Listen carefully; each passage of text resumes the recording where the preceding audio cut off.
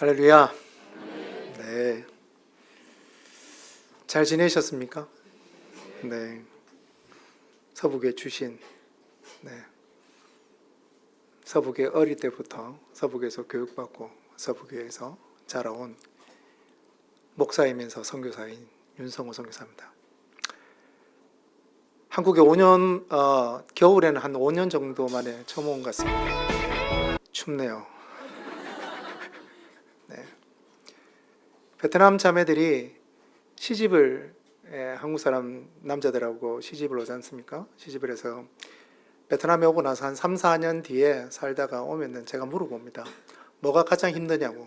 저는 이제 질문하는 사람들은 항상 질문에 답을 가지고 질문을 합니다. 그렇잖아요? 네.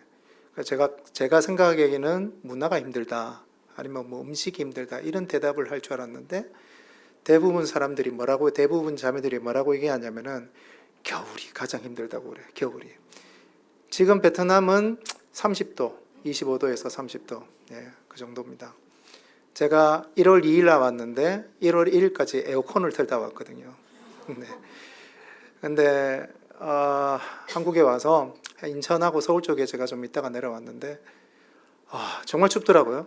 네. 그래서 그 자매들이 하는 말이 뭔지를 한 5년 만에 겨울을 처음 경험하니까 춥던데, 그래도 오늘 아침에 아침이 아니고 금방 이강호 장로님하고 우리 손정아 집사님, 권사님 아니죠? 네, 손정아 집사님 두 분이 이렇게 찬양을 인도하는데, 여러분 3부 성가 때 지휘자가, 2부 성가 때 지휘자가 찬양 인도하는 교회 없습니다. 저 처음 봤어요. 앞에 찬양 인도하는데 여러분 찬양 같이 하는 거 보면서 춥다라는 생각보다 참 따뜻하다. 네, 우리가 하나님을 예배하고 찬양하는 것이 참 따뜻하다, 그런 생각들을 해보았습니다. 따뜻하시죠? 네, 네는 뭐고 아멘은 뭐죠? 우리 옆에 분들 한번 인사합시다. 당신이 있어서 내가 삽니다. 이렇게 한번 인사하십시오. 시작. 네, 네. 그러면 신령과 진정을 하셔야 됩니다. 다시 한번 옆에 분들 당신이 있어서 내가 삽니다. 시작. 네, 아유, 감사합니다. 자, 기도 한번 할까요? 네, 기도 한번 하겠습니다. 하나님이 이 시간에 하나님 우리의 삶을 잠시 멈추고 우리가 주님의 말씀 앞에 섭니다. 하나님, 우리가 믿는 것은 우리의 삶을 돌아봤을 때 하나님의 말씀이 우리의 삶을 이곳까지 이끄셨고, 하나님의 말씀이 우리가 때로는 어렵고 힘든 시간에도 그 말씀을 붙잡고 살아갈 수 있는 힘을 주셨고, 하나님의 그 신실한 그 약속의 말씀이 하나님 우리 발의 등이요 우리 길의 빛이라고 하셨던 그 신실한 약속의 말씀이 우리를 이곳까지 인도하셨던 것을 믿습니다. 하나님, 그래서 오늘 주의 말씀이 다시 한번 우리의 마음, 우리의 심령 깊은 곳에 들릴 때에 하나님, 그것이 우리의 삶의 골수와 우리의 몸의 골수와 관절을 찔러 쪼갤 수 있도록 도와주셔서 주님 앞에 주님 내가 순종하겠습니다. 주님 순종하겠습니다. 주님 나를 사용하여 주시고 나를 회복시켜 주십시오 라고 고백하는 이 오후 시간이 될 수 있도록 주님 인도하여 주시옵소서. 그렇게 인도하시고 역사하실 주님을 믿고 예수님 이름으로 기도합니다. 아멘. 네, 원래 14년 차 됐습니다. 14년 차 들어옵니다. 만 13년이 넘었고요.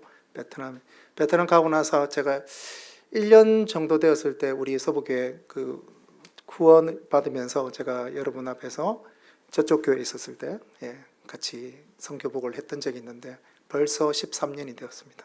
세월이 참 빠르죠? 네, 제가 나이가 52입니다. 네, 뭐 세월이 그렇습니다. 네, 여러분들도 다 그만큼 이제 세월이 가신 거죠.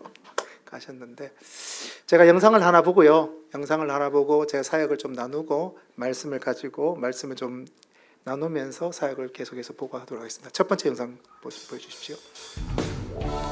베트남에서 사역하고 있는데 청년들이 연합으로 같이 찬양하고 예배하는 금요일마다 모여서 프라이데이 월십이라고 예배 모임입니다. 베트남에는 교회들이 금요일이나 수요일날 저녁에 모여서 수요 예배나 금요 모임이 없습니다. 금요 기도회가 없어서 청년들이 교단을 초월하고 교단을 뛰어넘어서 같이 모여서 저렇게 예배하는 일들을 가집니다.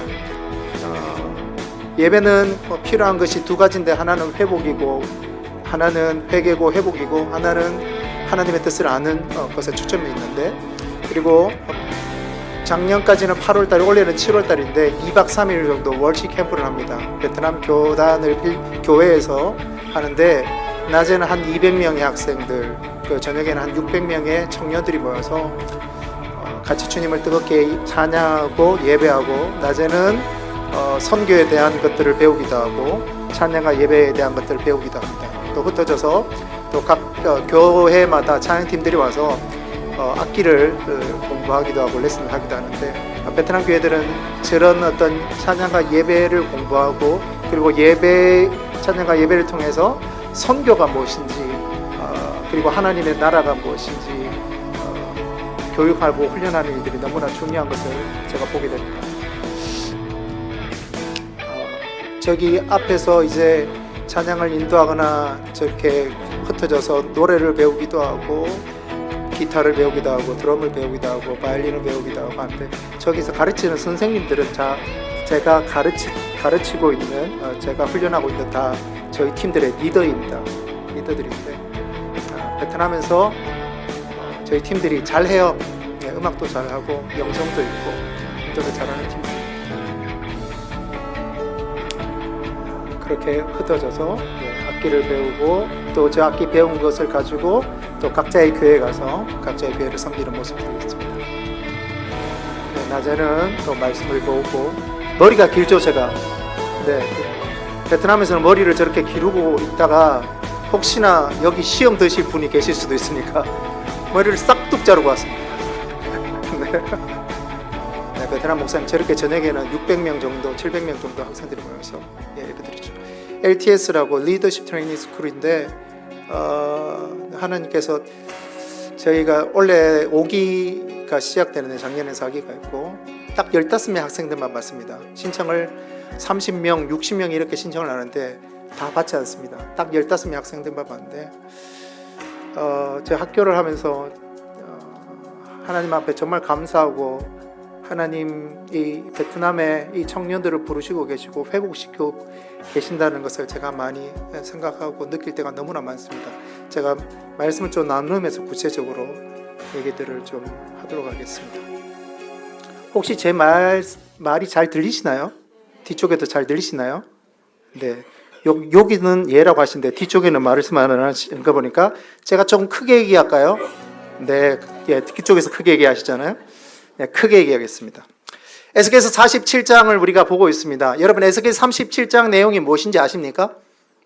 네, 모르시는군요. 모르실 수 있습니다. 근데 여러분, 우리가 너무나 잘 알고 있는 내용입니다. 그것이 무엇이냐면은 메마른 뼈들에 하나님의 생기가 부어져서 군대가 되는 역사의 그 환상을 에스겔이 보는데, 우리가 너무나 잘 알고 있는 에스겔서 37장 메마른 뼈가 하나님의 군대가 되는 그 환상, 그 37장과 10장 이후에 있는 47장은 대조적인 장이라고 얘기할 수 있습니다. 여러분, 에스겔서 40장부터 어떤 내용이 나오냐면은 성전에 대한 환상을 봐요. 에스겔은 여러분 70년 포로기에 바사 포로기에 있으면서 활동했던 선지자입니다. 아시죠? 네. 아신데도 모른 척 하시는 거죠? 네. 아멘. 네. 제가 이렇게 얘기할 때 베트남 청년들이 항상 얘기하는 게 있습니다. 뭐냐면 손을 잡아봐라 이렇게 해요. 손을 잡고 그다음에 각자 두 눈을 쳐다봐라 이렇게 얘기해요. 두 눈을 쳐다보면서 자, 힘있게 얘기해라. 성경 좀 읽으세요. 얘기하는데, 여러분 다 아시는 말씀이잖아요. 40장부터 성경에 대한 얘기, 성전에 대한 얘기가 쭉 나옵니다. 성전에 뭐가 있고, 동쪽에는 뭐가 있고, 어떤 재료가 있고, 어떤 부분이 준비해야 되고 쫙 나와요. 쫙 나오다가 47장에 성전에 대한 내용의 클라이막스가 나오는 거예요. 클라이막스가 나오는데, 여러분 47장에 대한 내용을 여러분 잘 아실 겁니다. 어떤 내용이냐면은, 성전, 여러분 이스라엘 백성의 진을 칠 때에 구름 기둥이 불 기둥이 움직일 때에 이스라엘이 움직이지 않습니까? 그리고 구름 기둥과 불 기둥이 멈출 때는 어떻게 합니까? 진을 칩니다. 제가 코로나 때 묵상을 하는데 모세오경을 묵상하는데 코로나 때 보니까 이게 우리가 여러분 다 경험했겠지만 예배당에 나올 수가 없었잖아요. 예배당에 나올 수가 없고 정말 많은 성도들이 예배당에 나와서 예배 드리는 것이 간절한 소망이었습니다. 근데 묵상을 하는데 저한테 주셨던 말씀이 뭐냐면은 이 광야의 이스라엘 백성들의 삶이었어요. 여러분, 하나님께서 출애굽시키시고 이스라엘을 어디까지 인도하시는 것이 하나님의 목적이셨습니까? 가나안인데 가나안까지 인도하는 게 출애굽한 목적 자체가 목적 중에 중요한 목적 자체가 가나안 땅까지 가는 거란 말이에요. 근데 불기둥과 구름 기둥이 움직이잖아요. 움직이는데 성경을 자세히 보면은 하루를 머물 때도 있고 이틀을 머물 때도 있고 일주일을 머물 때도 있고 한 달을 머물 때도 있고 여러분 성경에 보니까 1년을 머물 때도 있었다고 해요. 그러니까 구름 기둥이 내려앉았는데 이게 움직이지 않는 거예요. 움직이지 않으면 이스라엘 백성도 움직일 수가 없습니다. 그것이 하나님의 약속이었기 때문에. 근데 그게 1년이 움직이지 않는 거예요. 1년이. 그러면 여러분 이스라엘 모세도 마찬가지고 이스라엘 백성도 마찬가지고 모세는 여러분 광야 쪽에 해박한 사람이었어요. 광야 쪽에 40년을 살은 사람인데 그래서 40년을 살면서 양을 몰고 목축업을 하면서 광야를 이리저리를 다니는 사람인데 광야의 길을 잘 몰랐겠습니까? 잘 알았죠. 사실은 여러분 광야 그 요르단 쪽으로 말고 그 지중해권 서쪽으로 이렇게 가면은 여러분 거의 한 달도 안 되어서 가나안 땅에 도착할 수 있었어요. 그걸 모세가 몰랐겠습니까? 알았죠. 그렇지만 모세는 자기의 생각과 자기의 방법과 자기의 경험으로 가기로 결정한 것이 아니라 철저하게 하나님의 인도하심을 따라서 가기로 결정했는 사람이에요. 그래서 구름 기둥이 멈추었다. 불 기둥이 멈추었는데 1년 동안 같이 안아도 모세는 움직이지 않았어요. 그런데 제가 생각을 해봤어요. 모세가 불안하지 않았을까? 이스라엘 백성들이 불안하지 않았을까? 1년 동안 가지 않는데 왜? 광야가 목적지가 아니에요. 데스티니가 아니에요. 정착점이 아니란 말입니다. 불안했을 거란 말이에요. 그런데 묵상을 하고 깊이 생각을 해보는데 하나님께서 저에게 깊은 깨달음을 하나 주셨어요. 뭔지 아세요? 여러분, 구름 기둥이 멈추었다는 것, 불 기둥이 멈추었다는 것은 하나님께서 자기의 백성을 만나겠다는 겁니다. 하나님께서 자기의 백성에게 내려와서 하나님의 말씀으로 하나님의 백성에게 이야기하시겠다는 그 시간이에요. 비록 자기들의 목적인 가나안 땅을 1년 동안 못 갔지만은 어떻게 보면은 가장 행복했던, 가장 복되었던 시간이 그때란 말입니다. 여러분, 때로는 우리가 이해가 되지 않고 때로는 하나님의 시간이 늦어지는 것 같고 하나님의 타임이 계속 딜레이 되는 것 같은 느낌이 들 때에 여러분 잘 기억해 보십시오. 여러분 우리의 삶을 잘 기억해 볼 때에 그때가 하나님께서 우리에게 만나는 시간일 때인 것입니다. 그때가 하나님께서 우리에게 깊게 역사하시고 하나님의 말씀으로 깊게 역사하셨던 것을 여러분 간증으로 여러분 삶으로 고백하는 그러한 일들이 있었을 것입니다. 네, 이스라엘 백성이 진을 치고 나서 있을 때 보면은 북쪽으로 세 지파, 남쪽으로 세 지파, 동쪽으로 세 지파, 그리고 서쪽으로 세 지파 이렇게 해서 3, 4, 12, 12지파가 진을 치잖아요. 근데 성전이 입구가 어디에 있냐면은 47장에도 나와 있지만 성전의 입구가 동쪽으로 나와 있다고 그랬어요. 동쪽으로. 그러니까 동쪽에 입구가 있는데 동쪽에 세 지파 어떤 지파들이 서는 줄 아세요? 여러 지파가 있지만 중요한 지파가 어디냐면 유다 지파예요. 유다 지파. 동쪽에 있는 진을 치는 지파 중에 한 지파가 유다 지파인데 여러분 유다 지파가 왜 중요하겠습니까? 네, 맞습니다. 예수님이 유다 지파를 통해서 나셨기 때문에 유다 지파가 중요한 거예요. 그 예수님이 왜 중요하다고 얘기하면은 예수님의 십자가와 부활로 인해서 이 땅에 허락하신 건지 무엇인 줄 아세요? 하나님의 나라, 그리고 하나님의 나라를 드러낸 교회, 하나님의 교회를 세우셨다는 거예요. 여러분, 많은 사람들이 하나님의 교회에 대해서 비난하기도 하고 손가락질하기도 합니다. 근데 여러분, 제가 분명하게 얘기할 수 있는 것은 하나님은 하나님의 역사 가운데 하나님의 교회를 버리신 적이 없으십니다. 하나님은 하나님의 역사 가운데 하나님의 교회를 포기한 적도 없으시고 버리신 적이 없으세요. 왜냐하면 자기의 십자가의 죽음과 부활로 사신 것이 하나님의 교회이기 때문입니다. 여러분, 예수님이 마지막에 십자가를 지시기 전에 기도하신 내용이 있습니다. 요한복음 17장인데 아시죠? 어떤 내용입니까? 하나님, 제 제자들이 잘 돼서, 아버지 하나님의 제자들이 이 땅에서 좀 그래도 좀 잘 돼서 잘 살아갈 수 있도록 도와주세요. 그 기도 하셨겠습니까? 아니요. 여러분, 예수님이 마지막 기도하셨던 게 뭐냐면은, 아버지와 내가 하나인 것처럼 저들이 하나가 되게 해주십시오. 하나가 되게 해달라고 얘기하는, 아버지여 우리는 하나 되었습니다. 우리가 서로 섬김으로써 하나 되었습니다. 하나가 되게 해달라는, 여러분, 그 하나가 되게 하는 게 무엇이겠습니까? 하나님의 교회 공동체예요. 하나님의 교회 공동체가 하나가 되고, 빌립보서 2장의 말씀에 있는 것처럼 한 마음을 가지고 한 뜻을 가지고 주님의 뜻을 드러내는 것, 그것이 여러분 교회에 있어서 너무나 중요한 하나님의 뜻이란 말입니다. 여러분, 그것을 지켜서 우리의 마음을 지키고 하나님께서 우리를 교회 공동체로 부르신 것을 기억하면서 살아가는 우리 모든 서부교회 성도가 되시기를 예수 그리스도의 이름으로 축복합니다. 여러분, 보니까 에스겔서 47장에 보니까 그 성전의 환상을 이 에스겔이 보고 있는데, 성전에 보니까 동쪽으로 문지방이 있어요. 문 쪽이 있는데, 한참을 보니까 문 쪽에서, 동쪽 문 쪽 입구에서 뭐가 있냐면은 물이 쫄쫄쫄쫄 흘러내려요. 그래서 2절에 보니까 그가 나를 데리고 가서, 하나님의 영이 나를 데리고 가서 북문 쪽으로 가서, 그리고 동쪽을 바깥문들에 이르시기로 그 물이 계속해서 스며 나오는 거예요.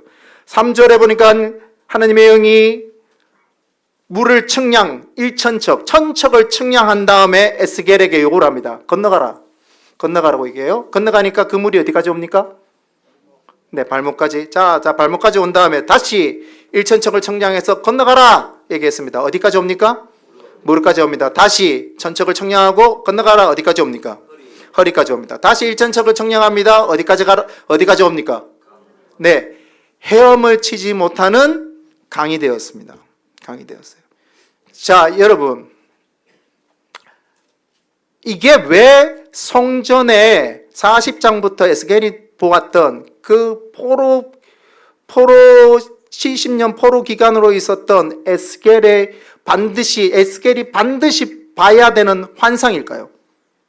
지금 사실은 70년 동안 예루살렘 성전은 이미 소화되었고 회파되었어요. 없어졌어요.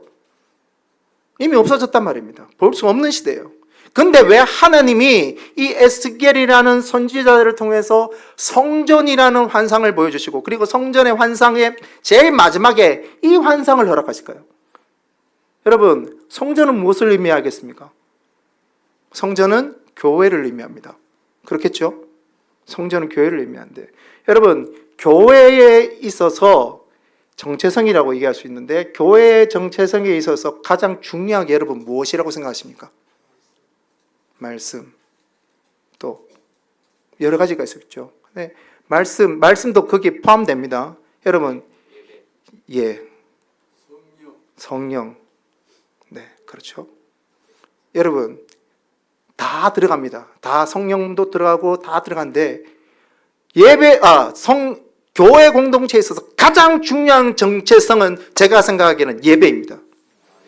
여러분, 예배가 없는 교회 공동체, 교제만 있는 공동체, 전도회가 잘 되고 셀이 잘 되고 구역이 잘 되는 교회 공동체가 있는데, 예배가 없는 공동체요. 정확하게 얘기하면 그건 교회가 아니에요. 제가 좀 전에 얘기했습니다. 이스라엘 백성들이 출애굽했잖아요. 출애굽했을 때 우리가 생각할 때 이스라엘 백성들이 애굽에 있어서 너무나 고통 가운데 있었기 때문에 하나님께서 하나님의 백성의 고통을 들으시고 그 고통을 해결하기 위해서 그들을 구출해냈다라고 많은 분들이 그렇게 생각합니다. 틀린 것은 아닙니다. 근데 정확하지 않아요. 여러분, 말씀을 잘 보세요. 말씀을 출애굽기 잘 보시면 하나님이 이스라엘 백성을 광야로 끄집어낸 이유가 있어요. 그게 뭔지 아세요? 광야에서 하나님을 예배하기 위해서요. 하나님을 예배하고 내 백성이 나를 예배하는 것. 나를 예배하는 것이 무엇이겠습니까? 정확하게 얘기하면 하나님을 만나는 거예요. 만나는 것. 만난다라는 것은 하나님의 인격과 우리의 인격이 같이 만나는 거예요. 여러분, 어떤 다른 신도, 이 땅에 어떠한 다른 신도 인격인 신이 우리를 인격인 인간과 만남이 없어요. 아무 무인격을 가진 그 신들에게 우리가 절하고 무엇인가 우리가 원하는 것을 요구할 뿐이지. 여러분, 하나님은 인격이세요. 하나님은 이스라엘, 온 우주를 창조하시고 이스라엘 백성의 하나님이 되신데 그들을 광야로 불러내셔서 그들과 예배하겠다는 거예요. 쉽게 하면 온 천지를 창조하신 그 하나님이 그 춥고 좁은 텐트, 성막 안으로 들어와서 자기의 백성들과 대화하시기를 원하시는 거예요. 내가 어떤 분위기를 말씀하시기를 원하시는 거예요. 나는 이런 하나님이야. 나는 이런 하나님이야. 나는 너에게 이런 나의 백성에게 이런 하나님이라고 얘기를 하기를 원해. 그리고 자기의 백성들도 하나님 앞에 나와서, 여러분, 인간이 죄를 가지고 있는 인간이 하나님 앞에 설 수 있는 존재입니까? 존재가 아니에요. 죄를 가지고 있는 인간이 하나님 앞에 설 수 없습니다. 여러분, 유대 원력으로 7월 10일이잖아요. 잘 아시죠? 7월 10일이 대속죄일입니다. 누가 딱 한 사람만이 대제사장 그 한 사람만이 들어갈 수 있는 지성소 들어가는데, 여러분, 지성소로 들어갈 때 대제사장이 레위기에 나오는 정결의식을 제대로 하지 못하면 어떻게 된 줄 아세요? 즉사합니다. 대제사장도 정결의식을 0.1%도 제대로 하지 못하면 즉사예요. 왜냐? 하나님은 거룩하신 분이기 때문입니다. 불완전한 인간이 하나님을 보면 죽사예요. 바로 죽어요. 그러니까 하나님 앞에 설 수 있는 인간은 아무도 없단 말입니다. 근데 그 하나님께서, 그 거룩하신 하나님께서 자기의 백성과 만나고 자기의 백성에게 자신을 알리시기 위해서 그 좁은 텐트 안으로 들어오신 거예요. 그리고 그 대제사장이 인간의 죄를 용서하는 그 짐승의 피를 가지고 법궤에 그 짐승의 피를 뿌립니다. 어떻게 돼요? 연기가 올라가면서 거기에 나오는 히브리어가 쉐키나라는 건데 하나님의 영광이에요. 영광이 임하면서 하나님의 약속이 임합니다. 1년에 모든 나의 백성의 죄를 사한다. 내가 선택한 이 민족의 죄가 사해졌다라는 약속이 일어나는 거예요. 그래서 대사장 바깥 그 동쪽, 북쪽, 남쪽, 서쪽에서 있는 지파들이 다 거기 보고 있는 거예요. 대속죄를 멀찌감치 보고 있는데 하나님의 영광의 연기가 일어날 때 감사합니다. 왜? 우리의 민족이 사해지는 대속죄이기 때문에. 하나님께서 그 1년에 한 번의 대속죄를 통해서 모든 이스라엘의 죄를 용서하시겠다고 결정하는 거예요. 그리고 하나님의 메시지가 대제사장에게 임하여서 그 대제사장이 나와서 자기 백성에게 메시지를 선포합니다. 하나님께서 말씀하십니다. 이게 뭐냐면 여러분, 예배예요. 여러분, 오늘 목사님도 얘기하셨는데 예배에 목숨 거십시오. 다시 말씀드립니다. 교회는요, 예배가 없는 교회는 교회가 아니에요. 하나님께서 우리를 만나주시는 유일한 방법 중에 하나가 예배란 말입니다. 예배. 그래서 오늘 마지막 이 70년 바벨론 포로기에 있으면서 에스겔이 성전 마지막 환상을 정리하는 가운데 하나님께서 이 환상을 주시는 거예요. 잔상을 주신데 중요한 게 뭐냐? 그 성전에서부터 흐르는 물이 누구에게로 가고 있어요? 모르십니까? 누구에게로 가고 있어요? 에스겔에게로 가 있거든요. 에스겔의 발목, 무릎, 허리, 자기가 통제하지 못할 강이 되잖아요. 여러분, 너무나 중요한 원리가 여기 있어요. 여러분, 예배 안에 어떠한 사람들은 발목만, 어떠한 사람들은 허리만, 어떠한 사람은 무릎만 가는 사람들이 있어요. 근데 하나님이 허락하시고 하나님이 원하시는 것은 무엇이냐면은 인간이 통제하지 못할 강까지 흘러가는 것이에요. 여러분, 예배 안에는 그런 하나님의 영광이 있습니다. 우리가 예배 가운데 깊이 우리가 들어가면은 내 스스로의 생각, 내 스스로의 통제, 내 스스로의 어떤 경험, 그런 것이 나오지 않아요. 여러분, 하나님의 교회가 우리의 경험으로 운행된다고 생각하십니까? 여러분, 우리가 우리의 경험으로 많이 하나님의 교회를 하려고 하잖아요. 근데요, 그럴 때마다 우리가 고백하는 게 뭡니까? 고백하는 게 하나님 아니군요. 내 경험이 아니군요. 라고 생각하지 않습니까? 하나님의 교회를 우리가 지금 앞에 우리 또 성전을 들어가야 되는데, 왜냐면 하나님의 교회를 우리가 섬기고 또 사역을 하고 같이 교회 공동체가 한 마음으로 할 때 우리의 경험으로 우리의 생각으로 하나님의 교회를 무엇인가 할 수 있다고 생각하세요? 아니요. 절대 그렇지 않습니다. 오늘 이 말씀처럼 에스겔이 자기가 통제할 수 없는 예배 가운데, 그 감격 가운데 들어갔을 때에 거기서부터 하나님의 역사가 시작되는 거예요. 저는 지금 베트남에 14년 차 들어가는 선교사입니다. 여러분, 외국을 다 한 번씩 다녀오셨죠? 안 다녀오셨으면 가만히 저를 쳐다보고 계시면은 제 생각에는 아무도 안 다녀오셨나 이런 생각. 한 번씩 다녀오셨잖아요. 그렇죠? 뭐 일본도 다녀오시고 뭐 베트남도 우리 몇 분들 오시고 그랬는데, 외국을 오래 살면 선교사도 그렇고 애국자가 됩니다. 여러분, 외국을 다녀오다가 인천공항이나 한국의 공항이 오면 뭐라고 얘기합니까?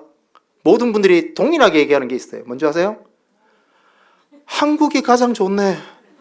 아이고, 왜 여행하시는지 몰라. 많은 돈 들면서 왜 나가시는지 몰라. 하여튼 그러면서 한국만 들어오면 아이고, 한국이 이만큼 좋을 줄 몰랐다. 그렇게 얘기하잖아요. 맞죠? 저만 그러나? 그렇잖아요. 예. 예, 그러면서 한국에 대한 사랑하는 마음도 생기고 애국심도 가지잖아요. 베트남에 만 13년이 지나면서 한국을 생각하고 한국 교회를 생각하는 것이 객관적으로 좀 보일 때가 있습니다. 객관적으로. 저는 제 개인적으로 한국 교회가 많은 목회자들이 또한 많은 지도자들이 모여서 밤새도록 회의도 해야 되고 밤새도록 전략도 짜야 되고 밤새도록 인원도 해야 되고 의논도 해야 된다고 생각합니다. 죄송합니다. 베트남 말도 되지도 않고 한국말도 되지도 않고 14년 되니까 제가 단어가 요즘은 베트남 말이 먼저 떠올라요. 이게 머리에서. 한 14년 되니까. 네. 14년 동안 여러분 베트남 청년들하고 계속 생활하고 설교도 베트남 말로 하잖아요. 그러니까 베트남 말이 먼저 튀어나올 때가 있어요. 그래서 여러분 이해하시고 한국말이 더듬거리더라도 이해하십시오. 있는데 한국을 볼 때 전략도 필요하고 여러 가지가 필요한데, 근데 깊이 기도하면서 있는 것이 뭔지 아세요? 한국은 개개인이 하나님 앞에 나가서 하나님의 은혜를 구하고, 오늘 이 에스겔이 하나님의 영광 앞에서 자신이 통제할 수 없는 강을 건넜던 것처럼 이 하나님의 영광과 하나님의 예배로부터 흘러나오는 감격에 빠져야 된다. 여러분, 근데 이 하나님의 그 예배 안에서부터 흘러나오는 감격과 은혜에 빠지면 어떠한 일이 일어나는 줄 아세요? 어떠한 일이? 제가 저번에 여전도에서도 잠시 나누었는데 죄인오라 하실 때에 날 부르소서. 여러분, 정말 하나님이 우리에게 하나님의 은혜를 부어주시고 예배로부터 흘러나오는 은혜를 우리가 통제하지 못하는, 내 스스로가 내 경험과 내 지식으로 뭔가를 통제하는 것이 아니라 그 은혜의 강가에서 내가 통제하지 않고 은혜 강가에서 뻗어 있을 때에 첫 번째로 튀어나오는 우리의 고백이 뭔지 아세요? 하나님, 내가 죄인입니다입니다.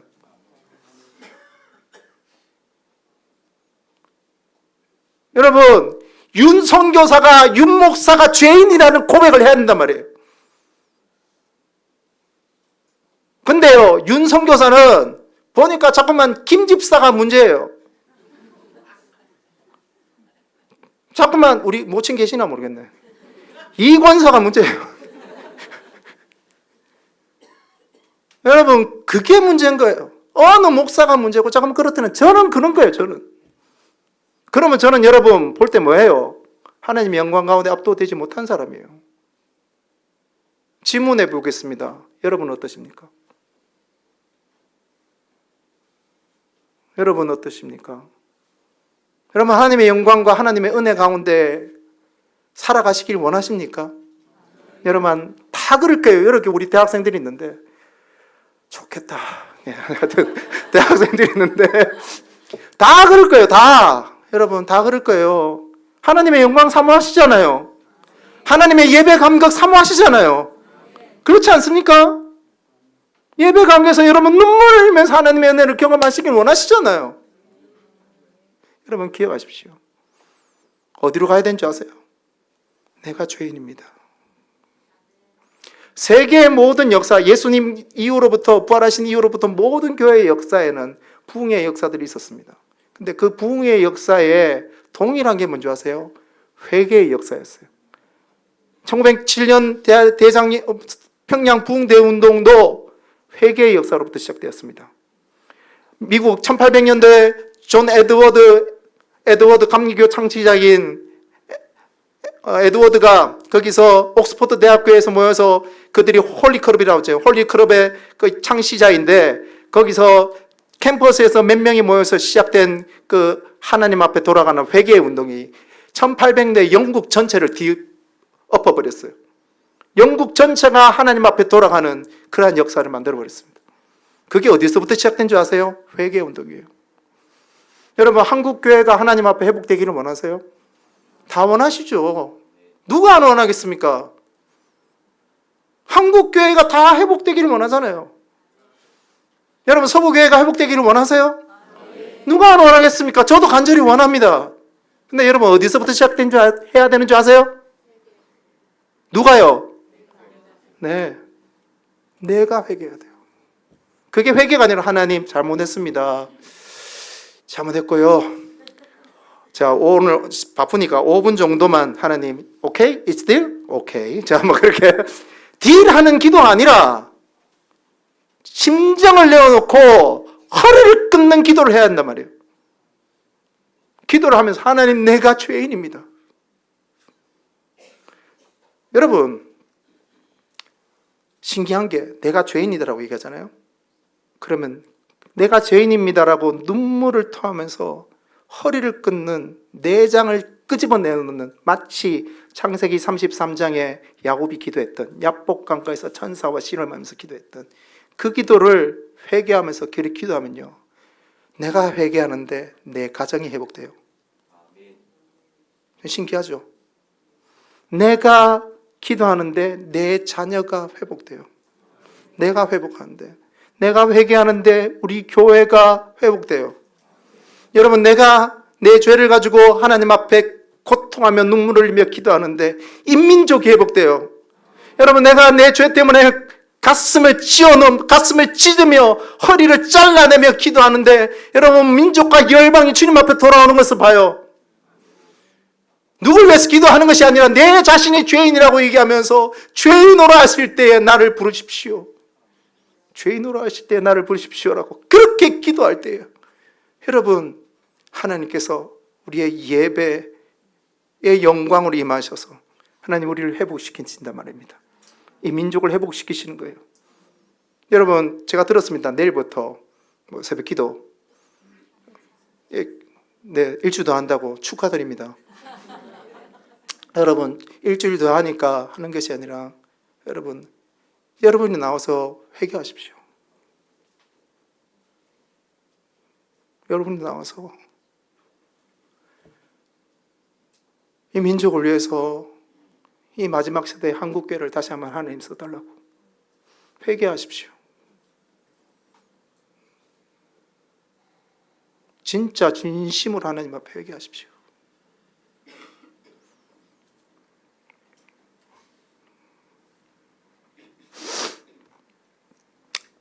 내가 통제 못할 하나님의 성령의 역사가 나를 잡을 때요. 내 경험이 아니라 내 생각이 아니라 내 경험도 그 하나님의 그 통제하심 앞에 하나님의 그 영광 앞에 내 경험도 기억이 나지 않고 내 생각도 기억이 나지 않고 하나님의 영광만 바라보고 하나님의 은혜만 바라보고 하나님 나를 용서해 주십시오. 물론 여러분 신학적으로 얘기하면 하나님 우리를 의롭게 하셨습니다. 하나님이 예수 그리스도를 통해서 우리를 의롭게 하셨어요. 맞죠? 안 믿으십니까? 하나님은 우리를 의롭게 하셨어요. 우리의 어떤 노력과 우리의 어떤 행위로 인해서 우리가 기도를 1000번, 10,000번 한다고 해서 여러분 우리가 의롭게 되는 것이 아니에요. 우리가 의롭게 되는 건 예수 외에는 없어요. 믿으십니까? 예수 외에 어떤 우리의 어떤 의로운 행동, 여러분 나중에 보여드리겠지만 윤성호 선교사 13년 동안 베트남에서 나름대로 1, 2년 되는 선교사들이 얘기하는 거예요. 초임 선교사들이 베트남에서 세 손가락 이렇게 안에 바쁜 선교사. 바쁜 목사는 나쁜 목사라 그러는데 하여튼 뭐 세 손가락 안에 바쁜 선교사라 그래요. 바빠요. 정말 바쁩니다. 재정이요. 얘기를 해야 되나 말아야 되나 모르겠는데 제 막내딸이 등록금 못 내고 있습니다. 왜요? 사역하는 데 쓴다고요. 사역은 많아지잖아요. 사역은 많아지는데 재정은 한계가 있잖아요. 어떻게 해요? 생활비를 줄여야죠. 저희 여러분 어떻습니까? 베트남에서 한 끼 2,000원, 3,000원짜리 밥 먹습니다. 또 불쌍한 눈으로 우리 권사님도 아이고 윤성교사 어떡하노 이러면서 막 글썽거리시면 안 해요. 2, 3천원짜리 밥 괜찮아요. 괜찮아요. 나름대로 나쁘지 않아요. 먹을만 합니다. 먹어요. 괜찮아요. 그것도 행복해요. 오토바이를 가서 오토바이를 탑니다. 앞에 제 딸내미가 있고 아들내미가 있고 어릴 때 그 제 뒤에 딸내미가 있고 그 뒤에 저희 아내가 4명이 오토바이를 탑니다. 베트남 다 그렇게 타요. 막 탑니다. 어디 멀리 한 40분을 갔다 와서 돌아오는데 비가 엄청 옵니다. 비옷을 입었어요. 비옷을 다 입고 아들은 이쪽 손에 기대서 자고 있고 딸은 자기 엄마 어깨에 기대서 자고 오토바이 타면서 40분 동안 50분 동안 집을 돌아옵니다. 비는 철철 내립니다. 어떤 느낌이 드십니까? 아이고 서글프네 저걸 왜 하노? 그런 생각 드시죠? 아니요, 저는 그런 생각 안 했어요. 저는 우와 낭만이 있네. 약간 좀 어디 미쳤죠? 약간 헷가닥한 것 같죠? 진짜 거짓말 말고 낭만이 있네 이런 생각이 들었어요. 그러면서 제 안에서 뭐가 나온지 아세요? 행복하다. 왠지 아세요? 내가 하나님의 뜻 부르심 가운데 베트남에 와서 아들이 여기 누워자고 딸내미 여기 누워서 비를 질질 맞으면서 냄새도 나지만 그 자리에 그 시간 가운데 베트남에 있다는 것이 너무나 감사한 거예요. 그리고 이 베트남 사람들과 같이 오토바이를 타면서 같이 같은 하늘에서 비를 맞고 있다는 것이 너무나 감사한 거예요. 왜? 거기에 있어야 될 내 삶의 가치가 있으니까. 그것이 어떠한 것과도 비교할 수 없는 가치니까.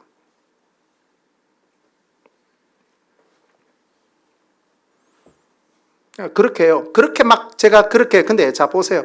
딸내미 등록금을 못 내고 그렇게 살아가고 뭐 어떻게 해야 돼? 사역한다고 자 재정을 붓고 해서 선교사들이 초임된 1, 2년 선교사들이 윤성호 선교사는 진짜 뭐 두 손가락에 드는 대단한 선교사님이라는 이런 얘기를 듣고 때론 칭찬을 받고 존경을 받고 한다고 해도 여러분 기억하세요. 저는 그 행위가 그 사역이 하나님 앞에 의롭다 할 수 있는 근거가 하나도 없어요. 아무리 그렇게 살았다고 해도 내가 그것 때문에 하나님 앞에 의롭게 된다고요? 아니요. 제가 의롭게 될 수 있는 오직 유일한 길 하나는 예수님밖에 없어요.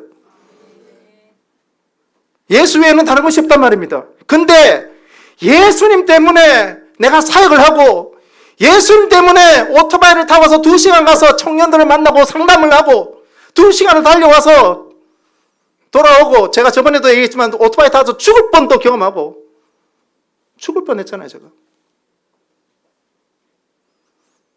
근데 그렇게 한다고 해서 그게 제 의가 되는 것이 아니라 하나님의 사랑 때문에 자기 아들을 보내셔서 내 죄를 용서하신 죽을 수밖에 없는 내 죄를 이미 죽었던 내 죄를 용서하신 그 하나님의 은혜에 감격하여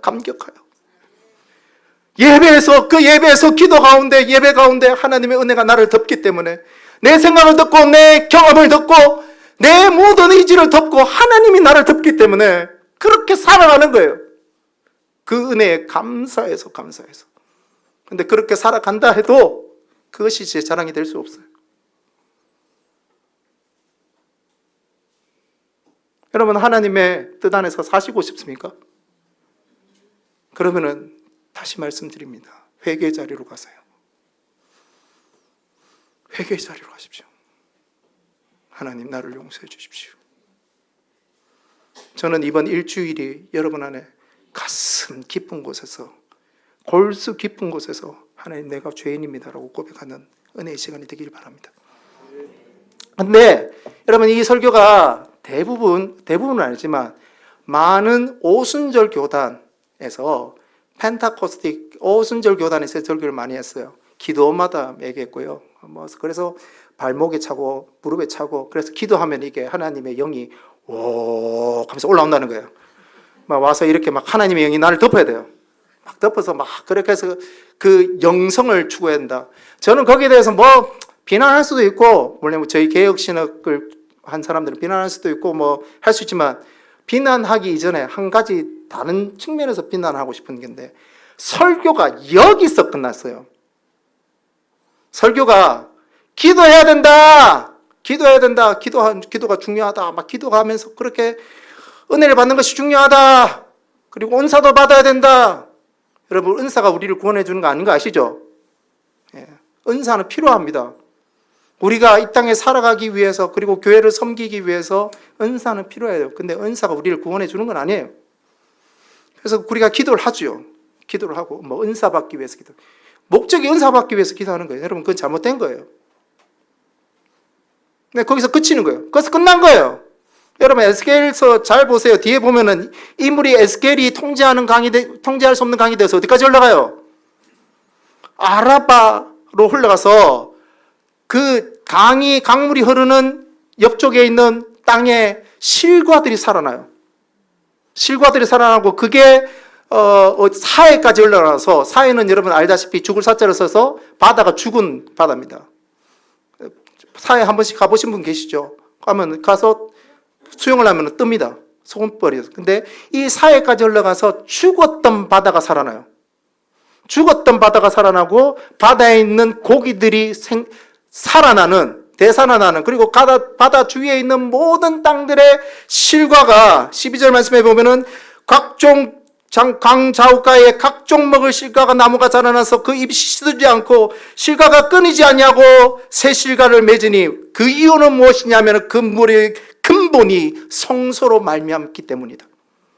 여러분, 예배를 인해서 우리가 회복되잖아요. 예배를 인해서 우리의 심령 깊은 곳에서 하나님, 내가 죄인입니다. 여러분, 목회자가 회개하세요 해서 회개하는 게 아니라, 성령께서 우리의 마음을 터치하면은 우리의 마음 깊은 곳에서 주여, 내가 죄인입니다, 주여, 내가 죄인입니다 라고 여러분 터지게 돼 있는 거예요. 그 내가 터졌는데 그 터진 역사가 어디까지 가느냐면은, 죽은 바다를 살린다는 건 뭡니까? 소망이 없는 곳, 희망이 없는 곳.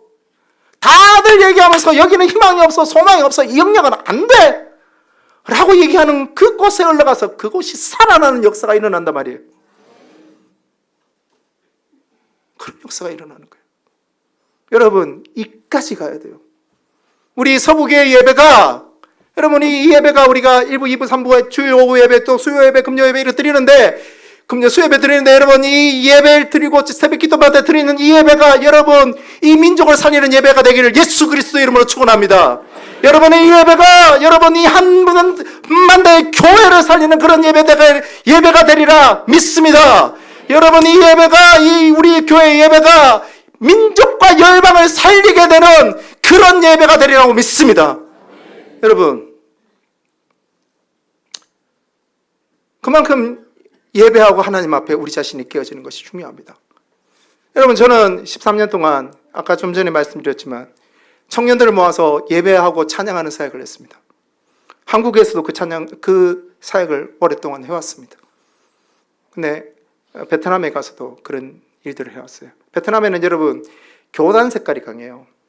어떤 교단끼리는 잘 모이는데 교단을 벗어나서는 잘 모이진 않습니다. 근데 이 청년들이요, 교단을 넘어서 금요일마다 모입니다.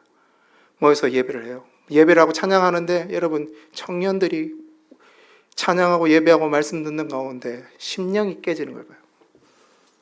심령이 깨져야 되거든요. 심령이 깨지고 울고 하면서 주님 앞에 돌아오는 걸 봐요. 저희 훈련학교를 합니다. 3월 20일부터 12주 동안 훈련학교를 하는데, 훈련학교는 딱 15명 받습니다. 30명이 들어와도 60명이 들어와도 딱 15명만 받아요. 더 이상 받지 않습니다. 왜? 한 사람이 회복되는데 초점을 두기 위해서. 간사일 베트남 현지 간사들 12명하고 저하고 해서 목숨을 걸고 해요. 12주간 합니다. 하는데 그 중에 그 치유기간이 있어요. 치유기간인데 여러분, 우리 민족도 마찬가지입니다. 근데 베트남 민족도 마찬가지고 동아시아, 태국 외에 동아시아는 다 전쟁을 경험한 나라예요. 아시죠? 라오스, 미얀마, 캄보디아, 베트남 다 전쟁을 경험한 나라예요. 필리핀도 마찬가지고 다 전쟁을 경험한 나라인데, 문제는 뭐냐? 전쟁을 경험하니까 한 세대가 다 죽었어요. 여러분, 베트남에 가보면은 70세 이상 세대가 거의 다 없어요. 전멸이에요. 전쟁 때 다 죽었어요. 그래서 여러분, 베트남의 인구의 3분의 1을 차지하고 있는 것이 45세 이하입니다. 보시면은 베트남이 오토바이가 엄청 많잖아요. 모르시군요. 네. 베트남에 오토바이가 엄청 많아요. 막 가본 길에 오토바이가 거짓말이 않고 벌떼처럼 있어요. 아침 러시아웃 안 되면 벌떼처럼 나와요. 근데 자세히 이렇게 보세요. 보면은 다 20, 30대예요. 그 벌떼 같은 사람들이 다 20, 30대예요. 젊은 나라예요. 젊은 나라라는 것은 가능성이 있는 나라입니다. 맞죠? 근데 제가 이 얘기를 뭐냐면은, 전쟁 세대 한 세대가 다 죽고 그 다음 세대들이, 부모들이 맞벌이를 해요. 맞벌이를 해야지 가정을 살리니까. 근데 우리나라는 맞벌이를 해도 요즘 사회제도가 잘 되어 있으니까 아이들을 케어할 수 있는 곳들이 많잖아요. 교육시설들이 많잖아요. 베트남은 없어요. 없었어요. 그래서 아이들이 지금 20, 30대가 베이비붐 시대예요. 베이비붐 시대 아시겠지만 한 가정당 자녀가 몇 명입니까? 10명, 8명이래요. 20, 30대가 그 자기 형제들이 10명, 8명, 이 최소한 이래요. 근데 이게 엄마 아빠가 양벌이를 하다 보니까 얘네들이 케어가 안 돼요. 그래서 한 자매가, 우리 훈련학교에서 한 자매가 고백을 하는데, 자기 아버지 직장을 따라서 남쪽에도 살았고 중부 쪽에 살았고 북부 쪽에도 살았대요. 살았는데 이 자매가 갈 때마다 어떤 일들을 당한지 아세요? 갈 때마다 그 지역에 있는 동네 오빠들한테 성폭행을 당했어요. 근데 엄마 아빠도 아무도 몰라요. 교회 누구한테도 얘기하지 못해요. 동네 오빠들 뿐만 아니에요. 친척 오빠들도 와서 성폭행해요. 근데 그 자매일 뿐일까요? 교회 안에는 말할 것도 없고 교회 밖에 쏘도록 합니다. 여러분, 어릴 때부터 성폭행을 당한 자매들 자아상이나 생각들이 어떨까요? 세상을 바라보는 관점이 어떨까요, 그들이? 남자들 보면 어떤 생각을 할까요? 아비 세대를 보면서 어떤 생각을 할까요? 생각이 다 망가져 있는 거예요. 여러분, 한 형제가 있어요. 우리나라도 뭐 이런 경우가 많았지만, 아버지가 집에만 들어오면 술을 드시고 오세요. 술을 드시고 오셔서 올 때마다 엄마를 두드려 패요. 술을 드시고 올 때마다 엄마를 두드려 패고 애들을 두드려 패요. 우리나라도 이런 일들이 있었죠, 예전에. 근데 이 아버지는 맨날 올 때마다 그래요. 근데 맨날 들어와. 근데 맨날 들어오는데 맨날 술 먹고 들어요. 네, 어릴 때부터 어머니의 그 맞는 모습을 보고 어릴 때부터 아버지의 그 폭행을 경험한 아들은 아버지를 볼 때 어떤 마음이 들까요? 제발 오늘 아버지 안 들어왔으면 좋겠다. 제발로 아버지. 그런 얘기들 하더라고요. 선교사님, 목사님, 네, 저는 하나님 아버지보다는 하나님 어머니가 더 다가와요. 하나님 아버지 하면 아버지의 이미지가 너무 안 좋아서.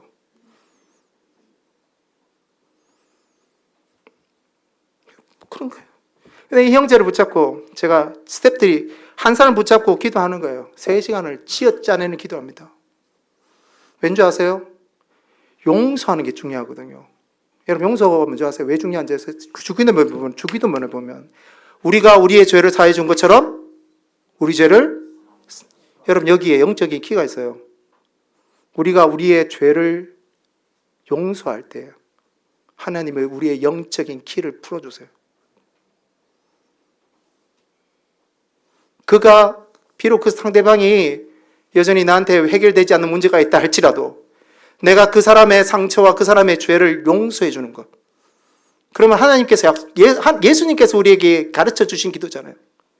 그래서 우리가 용서하는 것이 너무나 중요해요. 하늘에서 풀면 땅에서 풀린다. 땅에서 풀면 하늘에서 풀린다. 용서해 주는 거예요. 형제를 데리고 하면서 그 고백을 다 듣고 아버지를 용서할 수 있겠냐 물어봐요. 그럼 어떻게 한 줄 아세요? 한참을 기다려요. 말을 못해요. 30분이 지나도 말을 못해요. 1시간이 지나고서 아버지 용서할 수 있겠니? 용서 못합니다.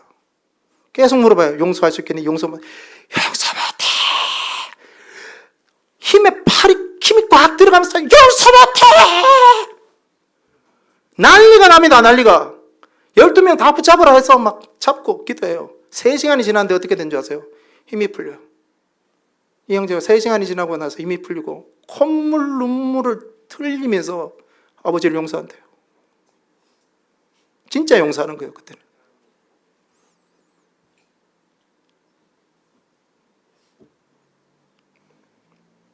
여러분, 베트남에 제가 예를 들어서 수명 얘기했는데 이 청년들이 이런 상처 가운데 살아가는 청년들이 수다합니다. 근데요, 제가 이 얘기를 하려고 하는 것이 아니라 이 청년들이 3년 전부터 어떤 일들이 일어난 줄 아세요? 이 청년들이 3년 전부터 자기의 민족이 아닌 다른 민족을 향해서 복음을 전하는 일들을 시작하게 되었습니다.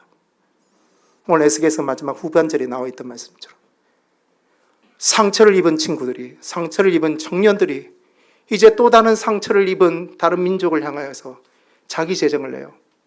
저희가 제일 처음에 미얀마를 다녔습니다. 여러분, 미얀마 비행기값이 얼마인 줄 아세요? 비행기값이 55만 원이에요. 여러분, 베트남 평균 월급이 50만 원이에요. 40만 원, 50만 원이에요. 비행기값으로 다 내야 돼요. 그걸 다녀올 수 있겠습니까? 미얀마가 베트남보다 못 살아요. 호텔값 다 해야 되죠. 사육비 다 해야 되죠. 그러면 80만 원, 90만 원이에요. 그걸 가능하겠냐 말이에요. 여러분, 근데요, 기적이 일어났어요. 여러분, 종국 내는 20명이 갔다 왔어요. 기도 제목을 내기 시작하고 교회들마다 자기 친구들한테도 그렇고 재정에 대한 기도 제목을 내서 이렇게 하나님의 역사를 경험하는 거죠.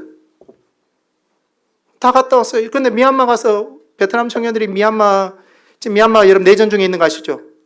내전 중에 있는 미얀마를 가고 미얀마 교회를 보면서 그 고통하고 있는 미얀마 교회 목회자들과 미얀마 교회 목사님들을 만나면서 베트남 친구들이 엉엉 울었어요. 자기 민족을 위해서 우는 게 아닙니다.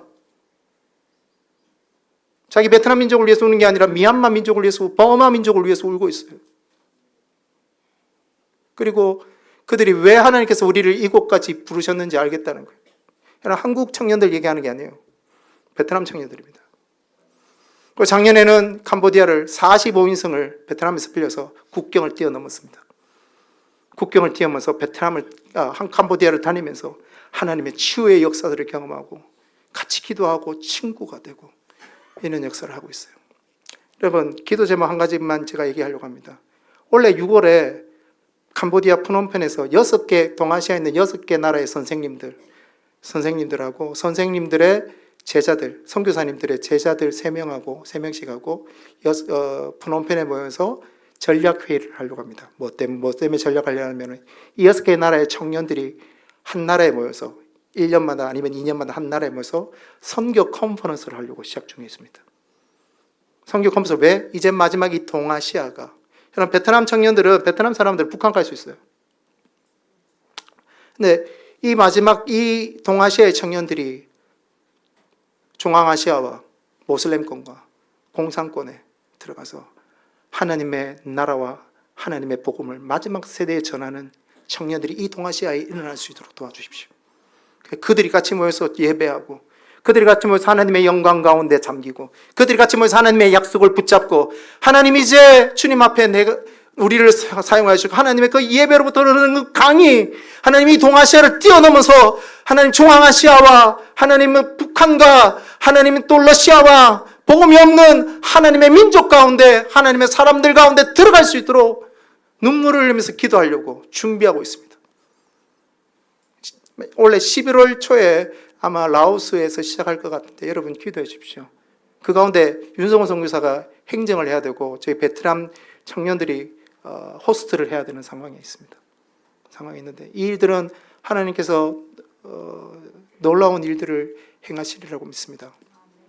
여러분 제가 작년에 시간이 좀 지났지만 작년에 캄보디아를 갔다 온 영상이 있거든요. 영상을 보도록 하겠습니다.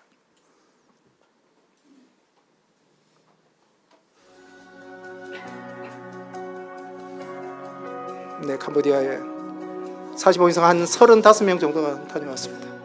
캄보디아의 한 선교사님 센터에 가서 같이 예배하고 찬양하고 음악도 하고 음악도 가르치고 저기에 제가 미얀마를 갔다 왔는데 미얀마 청년들도 캄보디아에 왔어요. 캄보디아에서 같이 미얀마, 베트남, 캄보디아 청년들이 같이 모여서 저렇게 같이 가르치기도 하고 미술을 가르치기도 하고 같이 예배하고 찬양하고 기도하고 서로 친구가 되는 일들을 가졌습니다. 보면은 한국 우리 대학부 청년들이 단기 선교 가는 것 같은데 아니에요. 베트남 청년들입니다.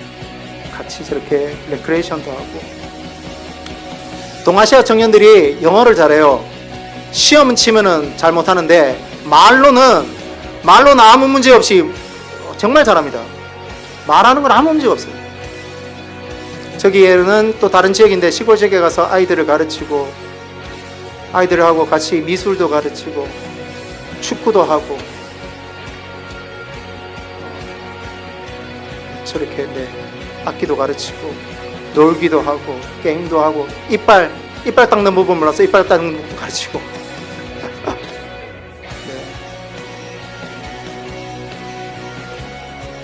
저게 베트남 청년들이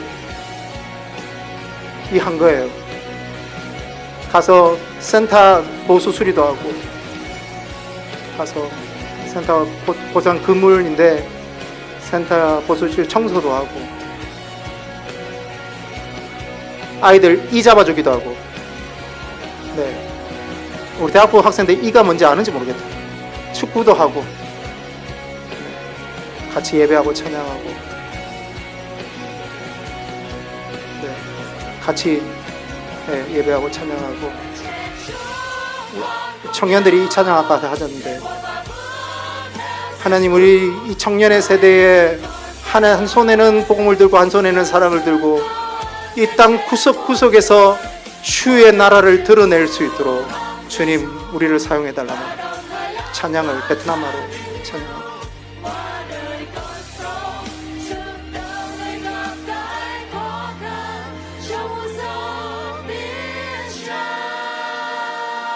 말씀 마치겠습니다. 말씀 마치면서 한 가지 말씀을 드리려고 합니다. 상처 입은 청년들이 또 다른 상처 입은 민족을 향하여서 주의 복음을 전하고 주의 사랑을 전하고 있습니다. 여러분 제가 다시 말씀드리는 그것은 어떤 한 선교사의 개인 능력 저는 100% 아니라고 생각합니다. 그것은 어디서부터 시작되냐? 성전에서부터 흐르는 물에서 시작돼요. 여러분 간절히 하나님의 이 한국교회가 이 마지막 세대에 하나님 앞에 쓰임받는 교회가 되기를 원하시죠? 정말 원하십니까? 여러분 그러면요 내일부터 나오셔서 기도하세요. 내일부터 나와서 아침에 허리 끊는 기도하세요. 하나님 나를 용서해 주십시오. 하나님 김 집사님, 김 권사님 용서해 주십시오가 아니고 하나님 나를 용서해 주십시오. 그것이 폼으로 하는 것이 있는 척하는 것이 아니라 여러분 깊은 골수에서 하나님 나를 용서해 주십시오. 거기서부터 시작하십시오. 기도하겠습니다. 하나님 감사합니다. 하나님 우리에게 은혜 주셨습니다. 이 한국교회 은혜 주셨습니다. 하나님 우리 서부교회 하나님 은혜 주셨습니다. 하나님, 서북에 많은 청년들이 목회자도 나오고, 하나님, 서북의 출신 중에 선교사도 나왔습니다. 하나님, 우리가 기도할 수 있도록 도와주시고, 하나님, 우리 또 담임 목사님, 하나님 영육간에 붙잡아 주셔서 하나님의 음성을 듣고 하나님의 음성을 선포하기에 부족함이 없는 주의 종 될 수 있도록 도와주시고, 하나님, 날마다 하나님 이 교회를 주의 뜻 안에서 목양하실 때 하나님의 하늘의 문이 열려지는 그러한 역사를 우리 교회가 날마다 경험할 수 있도록 주여 역사하여 주시옵소서. 하나님, 일주일 동안 새벽 기도가 더 진행됩니다. 하나님 은혜 베풀어 주시고, 하나님 우리의 골수 깊은 데서부터 회개가 터져 나오는 이 새벽 기도가 될 수 있도록 주님 역사하여 주시옵소서. 일하실 주님을 믿고 예수님 이름으로 기도합니다. 아멘.